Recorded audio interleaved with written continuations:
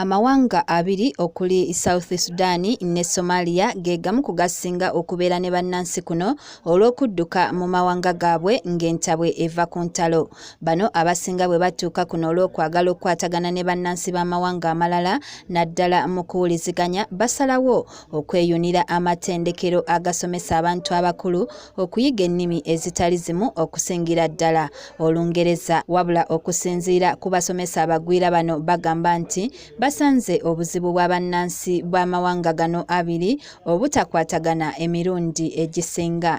Abaana betusomesa abava mu mawanga aganjawulo nga balina ne cultures ez'enjawulo osanga nga tebakwatagana mu kibiina. Lake Henry nga yakulira essomero lya Old Kampala Adult School obutakwatagana bwa bano abwesigamizza ku mbeera gye bayitamu nga bakyali mawanga gaabwe n'entalo ezizze zibaayo. Tugeze ng'Abasudani obalaba bano abadinka n'abalweru kati bwe bajja wano bwe babeera mu ggwanga lyabwe bakulira mu ntalo kosa n'Abasomaali so ng'embeera eyo ne mu ggwanga lyaffe bwe baba bazze obalaba nti okweyagala tekuliiwo.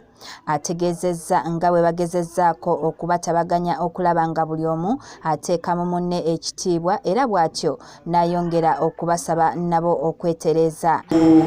Kizibu kino ekyenjawukana mu mawanga naffe tubagamba nti nga bwe tuli mu Old Kampala abasomesa ffenna tetuli baggwanga limu. Tetubagamba oba ffe tusobola okubeera ffenna ate nga bo kiki ekibagaana okubeera bonna. Lake agenze mu maaso n'asaba ne minisitule y'ensonga ez'omunda mu ggwanga okubayamba ereke abagwira bano basomere wano kubanga bongera kinene ku nkulaakulana y'eggwanga.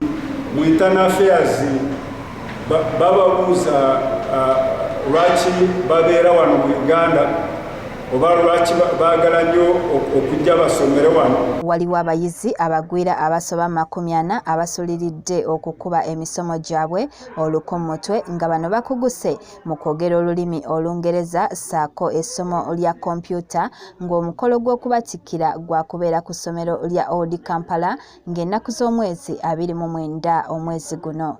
Kalungi Betty, Delta TV, Amasukkulumu.